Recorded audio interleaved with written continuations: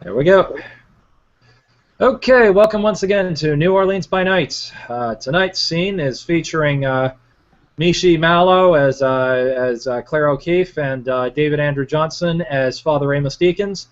The scene is set in a car, as we're all currently taking a cab to the Prince's residence, or Elysium or wherever, to try to see if we can pop in and do an introduction of the Prince as kind of a semi-informal or semi-formal type thing. Um, they're discussing the things in the car, and the scene progresses.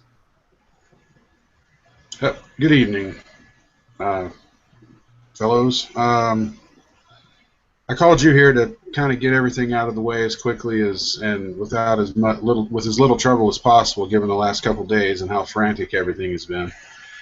Also, you're more than welcome to get everything off your shoulders as always. I don't want to hear your deepest sins; those are all private. I understand, given our current situation as kindred. I just want to, if things are bothering you with the recent shift in power with the late Prince Marcel and what has happened these last couple days with Kashil and the scramble, like scramble eggs is like kind of what we all feel like. If you just want to talk out, if you just want to vent your frustrations, I'm here to to talk it out. Sometimes you just need to talk it out with just a friend. But as we're progressing to meet the prince, the fewer people there, the less trouble I think we'll all have given our current situation. I know I'm being the easy term is La Sombra and a tribute, but I go by Magister as I'm not a actual member of the Sabbat. We tend to call ourselves Magisters. But I believe that I follow a different path than my brothers. And being here for quite a while, I've always supported the Ivory Tower. And through the reign of the late Prince Marcel, and even through Dorian, I have the utmost respect and the goodwill of this city in mind. So, like I was saying, you two have probably only been in New Orleans a while.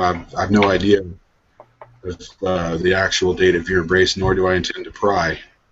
But I think the fewer established members, or the fewer members that, with their nose up in the air, that are haughty, especially these last couple days, I think the better.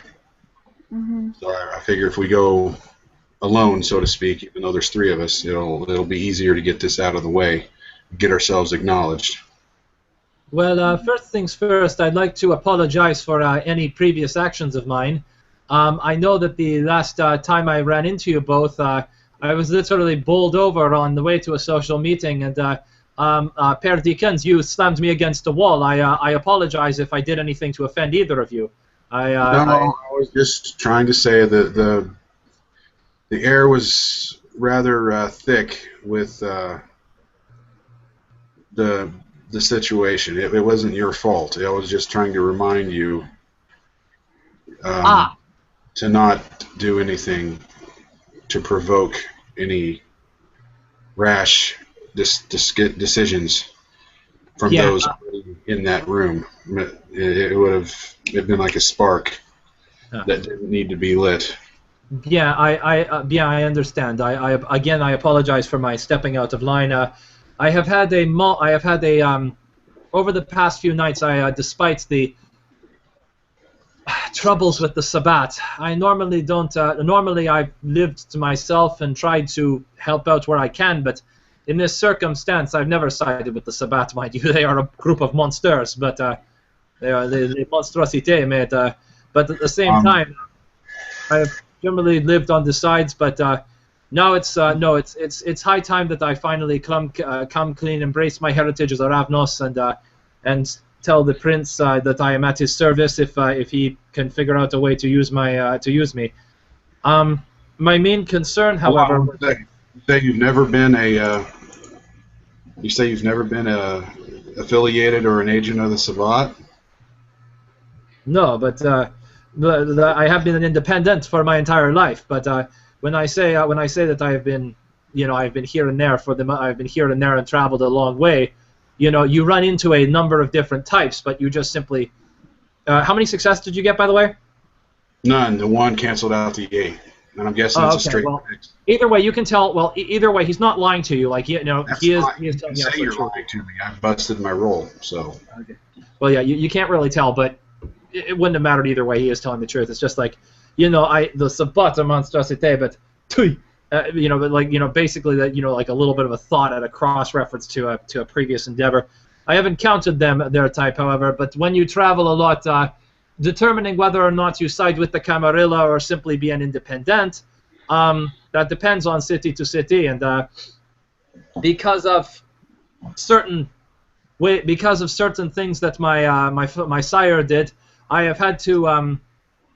My sire has created a tradition when he was still alive of introducing himself as Clan Toreador, in order to facilitate his work, and as such, I kind of had to maintain the reputation because of, well, I have a reputation amongst the Camarilla. This will be the first time I have blatantly revealed that I am Clan Ravnos to any prince, so that's going to create some potential problems, n'est-ce pas? Oui, as the French say, I believe. Yes, but no, I'm hoping that this will be my chance to finally clean up some of my past wrongs. But over the last couple of nights, I have been told at one point that if I inadvertently caused any kindred to frenzy, they would possibly take my hand or my arm for pulling an illusion. So my very art form is kind of in jeopardy, and I need to be a little bit more careful. I'm learning to tone it down a little bit, shall we say. That's always good. Discretion is the better part of valor and unlife. I must also say, Guthrie, I got to stop you for a second. Do you have the link on my quick post, on my copy paste? Send it to Carrie so he can pop in. He just messaged me. Yeah. So go ahead and send him the link. He just messaged me about the stuff that needed to be taken care of, so go ahead and pop in the link. I've just posted it to him, so. Okay, good. Mishi, if you'd like to share your thoughts on all of this. Claire has kind of been listening through the whole thing. That's okay. She's she's been listening for the whole thing, and she turns to Monsieur Leblanc and okay, says, so you guys want to do a scene? Yeah, we're doing a scene where basically we arrive in a car, and we basically arrive in a car, and we're basically trying to see if we can get an audience with you to introduce ourselves. Yeah. The presentation. Did you send word ahead in any way, shape, or form? Did you have any way to send word ahead? The only reason I asked. That was the father's department. I'm asking. That's all your department, David. Like a letter or something. It would be to Tulane University. I have a couple. He has a daughter too in academics. He can give him a call. Okay. Okay, that might work. Let's do that. Well, here's the thing. If you come unannounced, I'm territorial of my domain. Okay. I have to make a self-control. Okay. Okay. Otherwise I will frenzy. That's not good. Okay. Well, if it helps, my character has an academically oriented gift for you. Okay. Become bearing gifts. That's good. I just don't want to frenzy. Okay. I have a point of honor and I have 5 self-control, so I technically get 7 dice, so it's unlikely that I will frenzy, but it's still possible. Okay, well, we were told. Okay, well, I'm assuming that the father called ahead because that's about the only way I could possibly see this working out without you friends and without you having to roll self-control. Well, even if I make the self-control roll, I'll just kind of like in character swallow the fact that I'm annoyed and then get back to being Prince. Okay. So like the way this character like is a voice in my head is a very like sardonic sort of how are you? Kind of like it's a very very different character than I've played in a long time, you know, and he's strangely high humanity for being so outwardly creepy. Like, so it's a very different thing. So anyway, I'm Carrie, for those that don't know my first name, and or if you know my first name but you haven't been introduced or whatever. And yeah, don't worry, guys. Here, hang on one second, though. Text. So anyways, I guess we're downstairs waiting to be called up right now. So back to the scene. Claire turns to Monsieur Leblanc and says, I am sorry for bowling you over the last time I ran into you. Quite literally ran into you, as the case may be. I was having some issues with some other kindred, and I'm hoping to have those resolved shortly. I made some mistakes involving a situation and seem to have gotten on the wrong side of a couple of Nosferatu. Hopefully they'll allow me to make amends for that. I and see. won't just immediately take my head. But if there's anything I can do to help at any point, please do let me know. I will gladly be of assistance.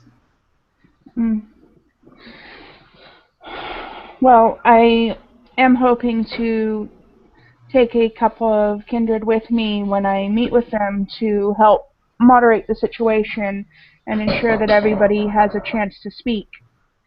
I was hoping that the father could come with me to help with that, as priests tend to be very good mediators. You're welcome to come along as well. I will gladly, of course, keep my mouth shut. I'm beginning to learn that that is a necessity these days, n'est-ce pas? Certainly it is. I'm glad for the invite. I always look to have seek peace in matters rather than war. Also, with our certain traditions, it's better to uphold them than look to break them.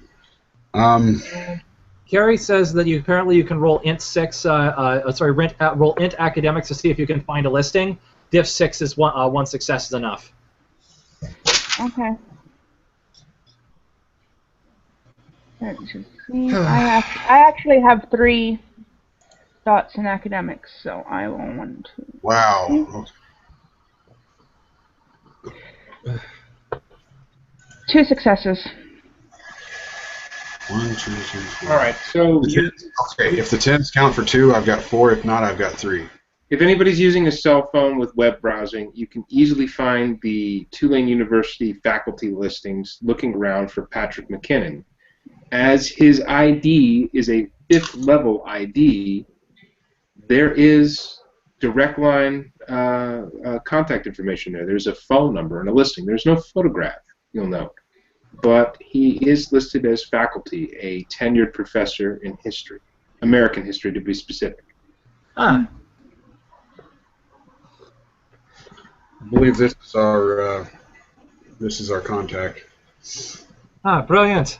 Ah. Perfect. I'll give him if you would be so kind, Professor. What's his last name? Sorry, It's Patrick McKinnon. So you call. Professor McKinnon. Yeah, you give a call. A teacher's assistant answers the line. Hello? Yes, Father Amos Deakins from the Church of the Parish of the Immaculate Conception would seek audience regarding some history in the New Orleans area concerning both American history and the history of the Jesuit order here in New Orleans. Oh, you're looking for the professor. Say what? You're looking for the professor. Yes, it's a rather important issue. You'll notice an elderly woman's voice, and she just says, "My name is Marjorie. I will get him post haste." And then she sort of is messing around with her phone, trying to figure out how to get the line forwarded. You can kind of hear her scrambling around a little bit. She's a little old and maybe not used to using this, even if it's outdated technology by today's standards. Eventually, the call is forwarded, though. Thank you for holding. The phone rings, and you hear it pick up after one ring. Yes. Ah, Professor Patrick, Professor McHugh. It's Father Amos. I believe proper introductions are in order. Matter of history regarding the Catholic Church here in New Orleans. The date's actually rather far back, and I've got some other issues with Miss O'Keefe and Monsieur Leblanc, who would speak with you about some other similar issues. He knows LeBlanc's name specifically out of that group. He's the most familiar with that name out of the group, and he's sort of thinking for a second before he answers. It's almost an awkwardly long pause, and then he finally sighs and says, "So you wish to make a presentation?" Of sorts. Miss O'Keefe, more of an artistic presentation. Monsieur LeBlanc was a student of art, as you probably know. Art and magic tricks. And myself, religious history. He pauses again, and then he says, "I've just returned from another meeting, but I can give you directions. Is there a number I can text you?" Most certainly, I'll give him a. He takes a minute after you give him the phone number for your phone, and he texts you pretty specific driving directions to get to Tulane University. And I am actually going to bring up a map of the school, if that's cool. While you're doing that, I need to reload the page briefly because unfortunately it's frozen on my end. So we're gonna have to. So just hold on. We're gonna pause, and it'll pop back in as soon as I pop back in. So 2 seconds. 3, 2, 1.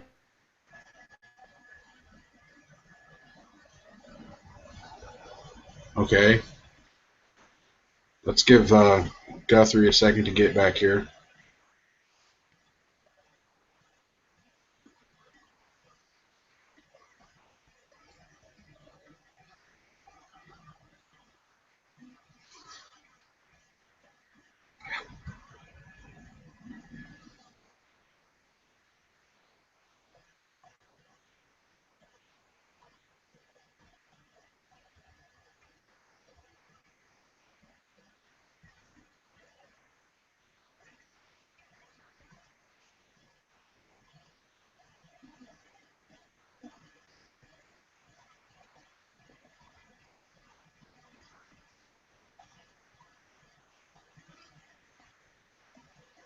While this is happening, Monsieur LeBlanc is coming back. I'll bring up the Google Maps to it and tell my driver to begin proceeding over there.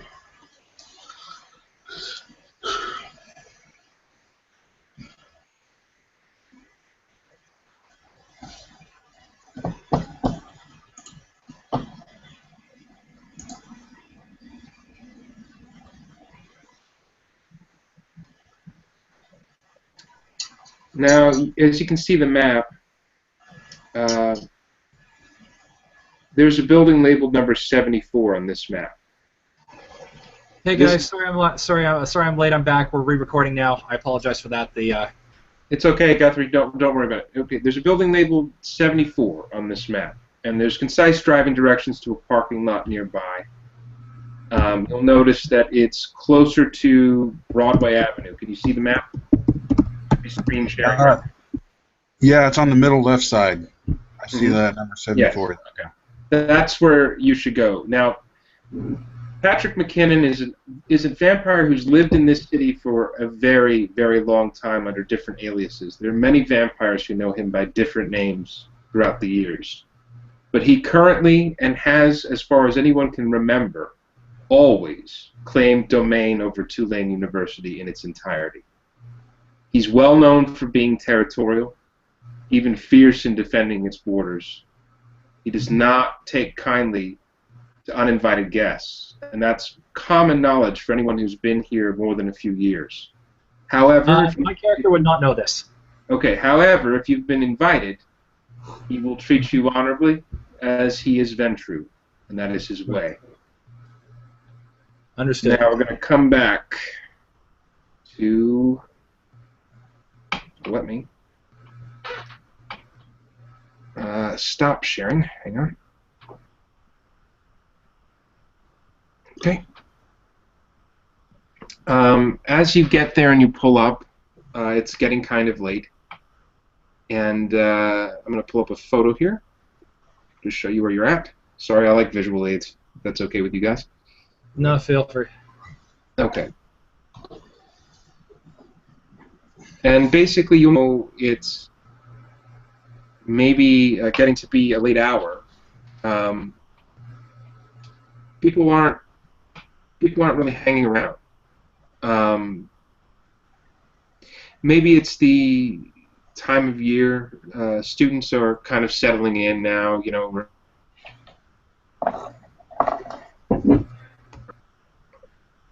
Let's see. Hang on one second. I don't know why this is being a bitch. And I'll be back in about a minute. Just to let you know. Just continue without me for a little. okay. That's fine. Me and Guthrie, Monsieur Leblanc can do our introductions. It should take that. That should be all right. Yeah, I can take care of that first. Okay. Gonna load or not? Okay, here we go. Alright guys, this was being really weird. It's Google kind of not wanting to show anything. But this is the building that you finally get to after you park and you walk through the campus. It's a very nice building, and you'll notice it's a public building. It's easy for you to get inside. As you're walking in through the halls, you find yourself sort of being steered almost by the nature of the hallways themselves towards a large auditorium room for lectures. And inside is the prince. He is sitting around, sort of deep in thought. There's a desk off to the side of the stage. He's looking at a few papers. I guess he's rather annoyed at what he's looking at. But he looks up for a second as he hears footsteps in the hallway and you coming through the door, and he then says, entrez-vous? Bien sûr, bien sûr, what was the word? Hold on. I have to say this in French properly. Bien sûr, monseigneur. Thanks, Dad. Took me a sec. Yeah, he nods to that. He smiles, and yeah. Basically, the prince, as you can see, is a fairly stone-faced person, and Monsieur Leblanc has met the prince before, obviously, and even then he wasn't exactly an emotionally open person immediately during those brief meetings. No worries. No. He looks to you though, and he says, "David Blaine," I know. smiling wryly at you. I'm probably going to take the bus because Mishi's taking the bus as well, and she's coming back here tonight. So. Oh, okay. I'll bicycle then. Yeah. I'll meet you down there. Brilliant. Okay. Sorry, I lost that last bit. Carrie, my father. He looks at you directly, and he says, "David Blaine," and he smiles at you wryly. Yes. A little close enough, Monseigneur.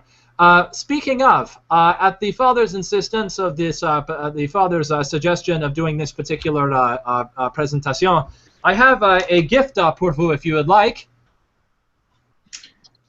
He looks at you, and he's almost sort of wondering if he should dare ask what you brought him. He puts the papers down, and then he sort of sighs and says, "If you must." At this point, he actually brings out a couple of books, one of which is a 1897 edition of David Copperfield by Charles Dickens. The other one is a 1948 reprint of the Paperwick Papers by Charles Dickens. Dickens, huh? Yeah. He sort of takes the books from you, like and you'll notice there's no retainers or anything. It's not like he's trying to be this. This is no Elysium with protocols, etc. This is somebody who. Oh, sorry. And then Monsieur Leblanc says, as the prince takes the books, Monsieur Leblanc then holds up an envelope which says prediction. Not only did I go to the trouble, not only did I try to find the perfect books for you, Monseigneur. I have also set up a little, shall we say, présentation avec ça, if you would like. It's something I took the time especially to create just for you. He squints at you flatly, but then sort of nods. Go ahead, I suppose. Okay.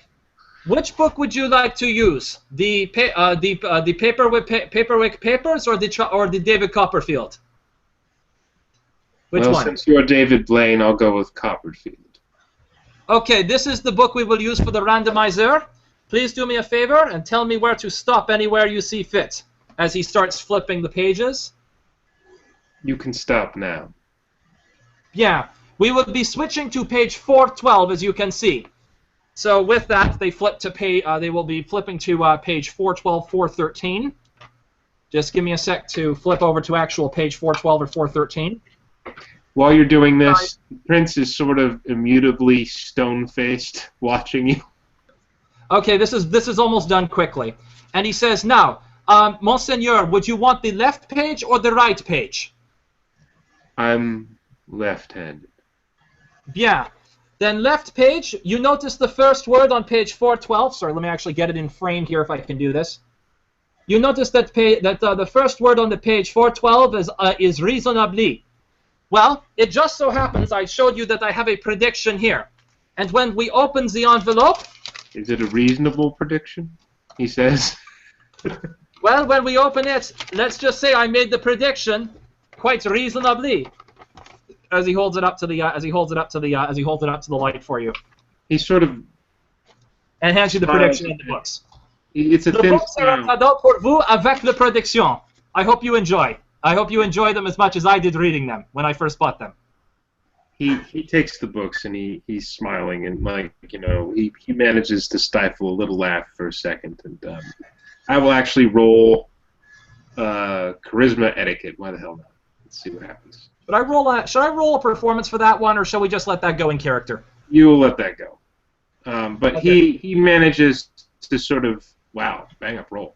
He manages to really take the gifts in a sort of a very stately manner, despite the fact that he's amused at sort of what is obviously a little sillier than the thing he was just looking at before you came in the room. He puts the books down at the desk on top of the papers, glaring at them for a second. Then sort of pushes them to the side. As he sits back down, he says, please have a seat. There are 3 seats nearby the desk in the front row of this little auditorium room. You'll notice it's almost like a movie theater the way it's set up. But he's inclining for you both to sit together.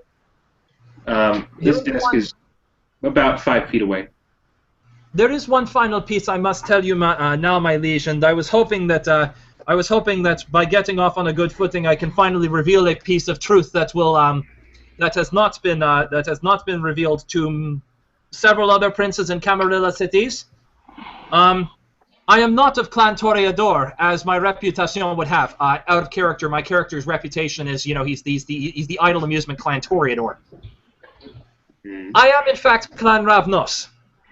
And I have you are the first prince to know this, and now that I am coming clean, shall we say, about my history, I feel that it is time to reveal this to the Camarilla, and given the fact that I have been living under a deception with the Camarilla for some time now, if you wish to have my head for my deception, that is entirely your call, but I felt that you should know this. Self-control roll.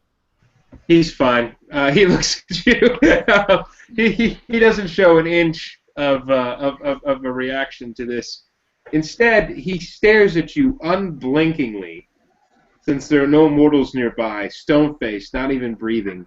And then he sort of shifts for a second, leans back, and starts stroking his mason's ring. Yes. So what you're trying to say, David Blaine? What I am saying is I am coming clean about my history, and I am putting myself both at your mercy and at your disposal if you need anything of me. Okay. Well, have a seat then. He inclines for you to take a seat. Having a seat, but yes. Yes. And then he sort of is stroking his ring again, you know. And you know, if anybody wants to roll a perception alertness roll, they can clearly see it's a Masonic ring of some kind if they know what that is, you know. Rolling perception empathy to see if I can. Sorry, not perception empathy. Perception alertness to see if I can get that. Three successes for me. Okay, we'll say that you know it's a very old ring. That you definitely know there's something to the ring. Yeah, one success. One success for you. You know that he really loves that ring, but you don't know anything that much about it. However, Claire knows that the ring is very old. Now, since you know it's very old and it's treasured, you can roll an intelligence academics roll. I got a quick question. It's pretty obvious you're stroking it. So what is the intelligence academics to see it, or a wits academics to notice it? You can do an intelligence academics. I'm going to roll perception empathy right now to see. Yes, Claire. You sort of see that it's something, but you can't quite place exactly what it is. However, it's intriguing you because it's obviously something quite rare. And I'm a Toreador too, so if it's pretty, I'm possibly mesmerized by it. Yeah, you should roll to see if you're mesmerized. It is beautiful. Actually. What do I roll to see if I'm mesmerized? Self-control. Okay. I'm rolling perception empathy on the prince to see what he's feeling right now. I got one success. He isn't betraying any feelings really, but what you sort of get is that despite the fact that he's controlled and very ventral, that you did amuse him a little bit in a way that's lighthearted. Okay. That's at least that kind of gets my character going. Okay, maybe I won't die today. No, he's not. Assuming standard difficulty, I got 4 successes for self-control to not be mesmerized by the ring. Okay, you're staring at the ring, and then you're like, no, it's the prince. It's the prince. I need to be calm and collected. You straighten up your clothes a little bit, and you sit down very purposefully. Okay, real quick, my intelligence academics gives me 2. If it's a 6, it gives me 2. If not, I don't get anything. It's a 6. What you do get is that it's a mason's ring of some kind, though I don't know how much your character knows about masonry and Freemasons. Well, I get maybe the idea of what the signal, the conspiracy theory, Well, okay, you would know whatever your character would know that you think he would know, but it wouldn't be anything like directly about intimate knowledge about Freemasons or their order or anything like that. Just the conspiracy theory stuff, nothing more really than that. Yeah, exactly. But he's stroking the ring. So, Claire, still kind of trying not to be mesmerized, tilts her head. That, I must say, is a very beautiful ring. He looks down at it for a second, and then he looks up at you and he smiles, and it's a warm smile.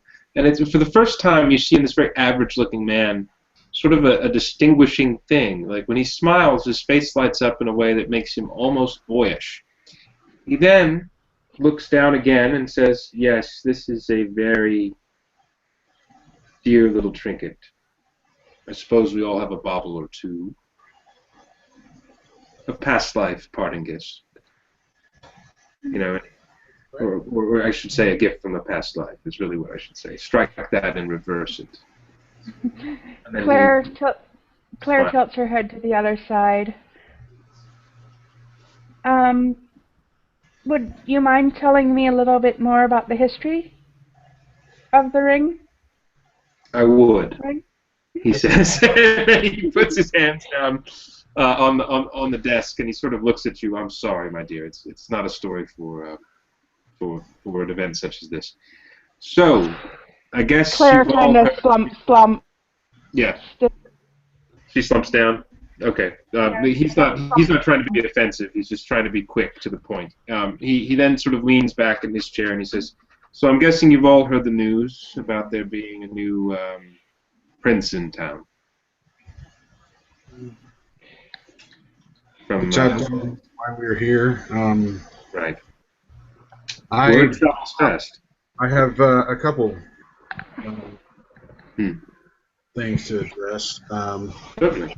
First off, well, actually, Miss O'Keefe, as you are of a recognized clan in the city, if you would care to go first and present before me and present yourself as is proper. Mm-hmm. Claire stands and takes a little bit of a bow and identifies herself. I'm Miss Claire O'Keefe. I've only been in New Orleans for less than a week, but it's a pleasure to meet you. And she slips a hand into her bag and pulls out a book and presents it to the prince. I've brought you a gift. It's a copy of one of the novels that I've written. I know it's not my own name on the cover. I change my pen name every so often. It helps to avoid being revealed. But this one was a bestseller in 1912, about 10 years after my embrace. And I thought that as you are an academic man, you might enjoy it. He smiles, and he takes the book, and you can see that the boyish smile is still there. And he sort of looks at the book for a second quizzically, and then he nods and puts it down. Unlike the magic trick, which sort of was amusing to him, but you know, obviously a little superfluous to his normal routine, this he takes to be as more of a very genuine, not to say that the magic trick wasn't genuine, but you know, a more from the heart kind of thing. He sits down after taking the book, and you sit down again back in your seat, and he's looking at it for a second. And it's sort of a long pause before he says anything. Then he looks up at you and he says, "It's a shame, you know, all these new books, and now I have to find the time to read them." And then he puts it down on top of the others in the stack. "I'll have to make some time once we're done with a few of the current troubles that are on the agenda. Listen, it's fine if you have questions, you know, you're free to ask whatever you'd like. You've been in the city a scant bit longer than I've been prince, after all." Claire just smiles. She's not really sure what to say next, because this is the first actually been in one place long enough to properly meet a prince, after all. If you'd like, I could officially declare this to be an Elysium. There, it's an Elysium. he just kind of leans back. You know, relax. It's all right. There's no protocol to observe tonight. To be honest with you, I'm more concerned with this Sabbat incursion than much else. Yes. At this, because Monsieur Leblanc did give a, he already gave that 1897 copy of David Copperfield along with the magic trick. But at this, you actually see Monsieur Leblanc actually become much more serious now. Like you know, all the dapper magician stuff just kind of passes away and says, "I am sorry, but and you can actually see he's having a flashback now because of the time factor mentioned." He says, he holds up an old, he reaches into his jacket and holds up an old book, and it's and he takes a look at it and says, "To my darling Monsieur Leblanc, thank you for writing my adventures, Arsène Lupin. This is your last instructional manual." And with that, well, sorry, actually, with you're that, cutting out really badly. Sorry. You're No, but basically, really basically what happens is that he then, sorry, can you hear me okay now? Yeah. He reads the inscription. He reads the inscription. To my darling Monsieur Leblanc, thank you for your adventure. Thank you for writing of my adventures. This is your last instructional manual you will ever need. And with that, Monsieur Leblanc proceeds to take an antique manual. It's the prototype book that he takes it. And it's a 1941 book, and he hands it to the prince, and hands it. He takes the book, and the man. As he flips through it, you will see that this is actually an instructional manual, chock full of mentalism and other techniques. It's quite literally a very antique book that Arsène Lupin himself actually wrote circa 1940.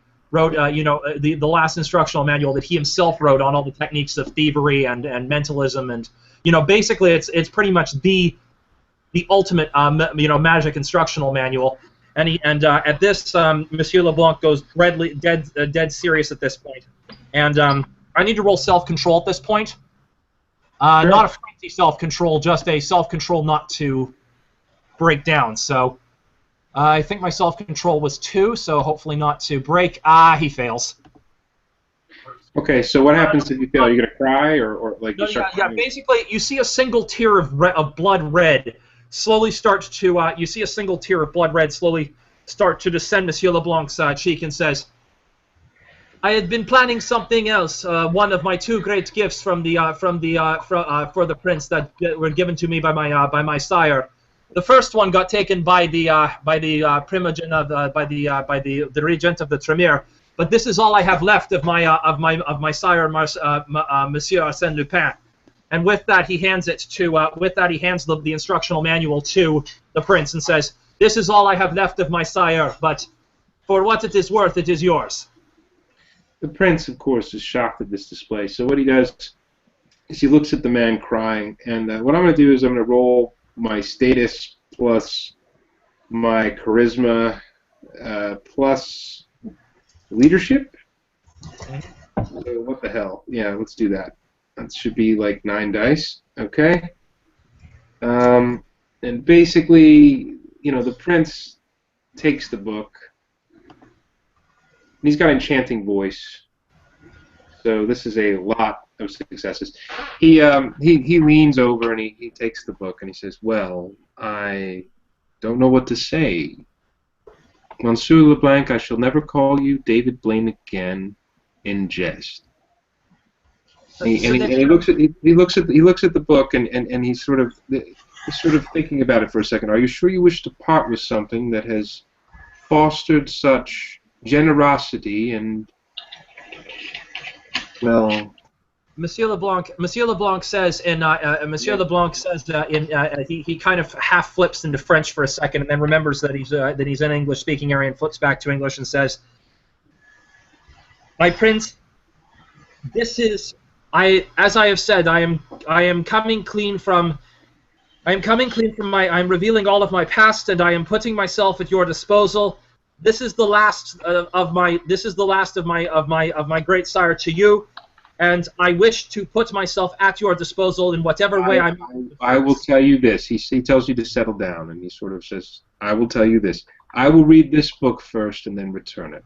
I'm only borrowing this one," and he puts it on top of the pile. It's not necessary. You can keep it. It's if you wish. It is. No. I take this as a token of friendship. And then he kind of pats the book for a second. And you can roll perception everything. Okay, roll it. All of you will roll the perceptions. Okay. Yeah, I'm almost ready to go, Dad. Yes, I know. Guys, we're going to have to end the scene soon because of the fact that, unfortunately, Amishi, we got to run. It's almost 10 to 6. Well, if I can ever... I know. Yeah, so I'll let you two run things, and I'll roll perception, empathy, and then let you two take care of it. 2 successes. Okay.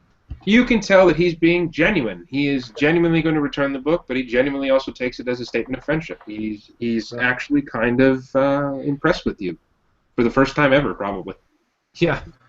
But anyway, I'll leave it for the remaining 2 of you to finish up the scene, and then I'm going to quickly shut it off, and then we gotta go, Mishi.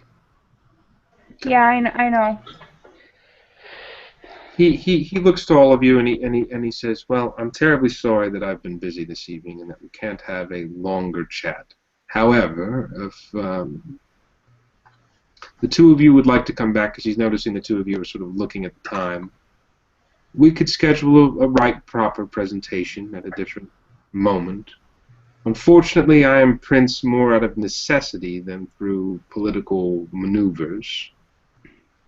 This is a time of war, and as such, action must be taken." Then he looks over to Father Amos and he says, "Would you like to stay a little while, Father, and have a longer chat with me?" But not that I doubt your word in the acknowledgement. I did bring these two here to kind of verify for the Toreadors. They've kind of taken me under their wing, and I've kind of extended my experience in matters of the Ivory Tower to them as well. But I doubt my gifts will take so long. There's the two links right there. He'll pull out first as a gift to you. It's the first one, the link 13, a golden cross, and you'll see it's right there in the middle of that altar, and lay it on the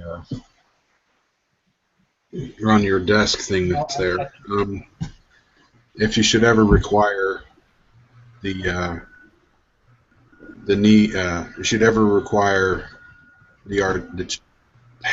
should you ever require anything of the Archdiocese, we shall fully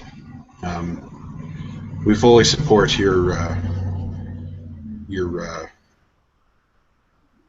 you call it? Praxis. Your praxis here in New Orleans. It's a pity that Marcel passed, but you can roll perception empathy at the mention of Marcel. You can straight up roll perception empathy, just mentioning his name.